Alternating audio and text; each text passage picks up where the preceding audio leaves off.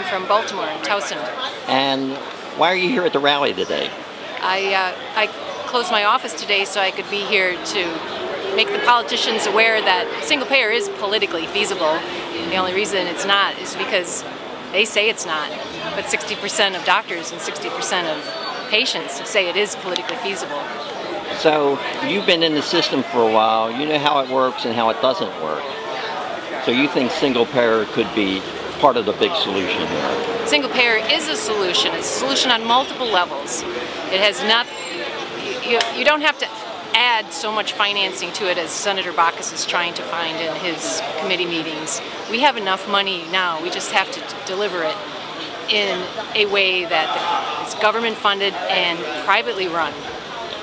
And isn't it a fact that single payer has worked in Canada and France and some of these other countries? Well, they don't necessarily call it single payer, they call it different things, and they have different adaptations. But we have an adaptation in HR 676, which will work. We just have to educate people about it so they're not so afraid, that they don't feel like it's socialized medicine that's taking away their right. What it does is it frees up their right, frees up their ability to get health care. You know what I think is interesting, going back into the 40s, Harry Truman wanted something like this, you know. And the big barrier was the medical profession. You know, and now it seems like it's all turned around, and here you have professionals like yourself who are saying, hey, this is the way to go. Right, but the politics of medicine, which is the AMA, is still not for single payer. But that's only 30% of the medical community now. So this is a change. It's a paradigm shift. It's a change in our society that the politicians just have to catch up with. Anything else? That's it. Thank you very much. Thanks. I'm here representing the National Healthcare for the Homeless Council. Why is it important for you to be at this rally for single-payer health care today? What's so important about that? Well, the National Healthcare for the Homeless Council has a long time been a single-payer supporter. We represent healthcare for the homeless projects throughout the nation. There are 211 of them, at least one in every state and in the District of Columbia. We have found that over 70% of the clients that we see at our projects are completely uninsured. So we think that single payer would be the best form of healthcare reform to provide comprehensive health insurance to not only help people who are experiencing homelessness, but to everyone. And what's the situation in Baltimore? You've been there for a while, and you're dealing with these people who are uninsured. How would you describe that? What's it like? Well, in Baltimore we have the Baltimore Healthcare for the Homeless project there, and dealing with people who don't have insurance in Baltimore, I mean, it's a public health issue, really. And when we work with people who are homeless, we're finding that we're working with the people who are at the very bottom of the totem pole, so to speak. They come in with some of the worst illnesses and health problems that are exacerbated from living on the streets. If we had single-payer healthcare, it would, like I said earlier, not only insure the clients that we see at the Healthcare for the Homeless projects, but it would insure everyone, and ultimately provide better systems for everyone in the country. Anything else? No, okay. That's it. Thanks.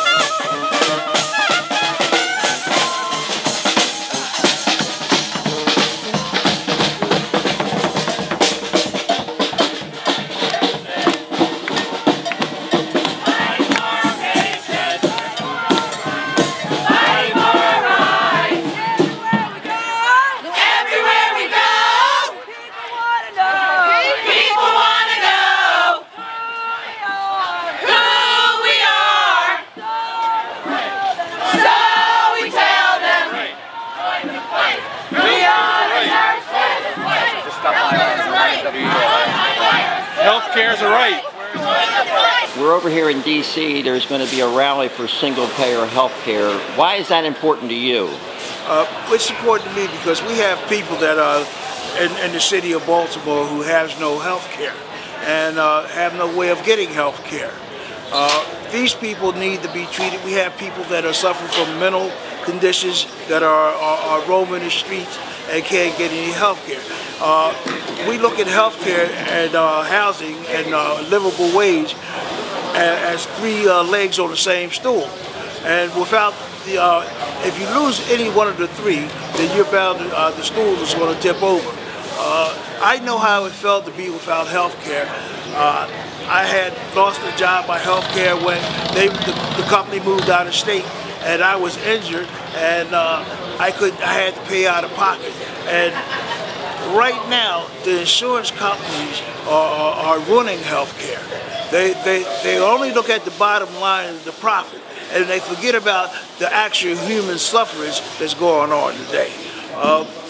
And I'm here so that maybe with our collective voices, the President and the Senate and the Congress will hear that the only way to fix the health care problem in America is through single-payer health care. And that's the bill H.R. 676.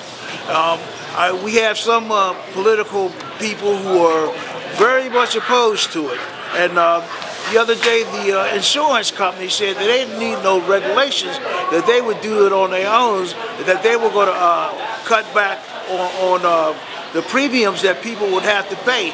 They said it would save $2 trillion. But they said the way they was going to do that is they was only going to raise your premium a little bit each year.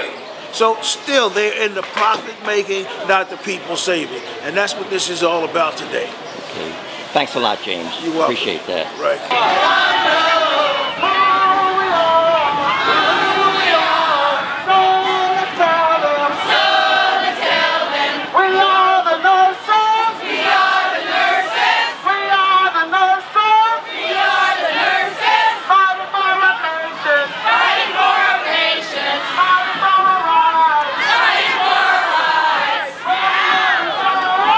My name's Adam Schneider. And Adam, what group are you with? Well, I work for Healthcare for the Homeless, but I'm here today to support the single-payer movement. And why is that important, especially with respect to the homeless? Why is that so important?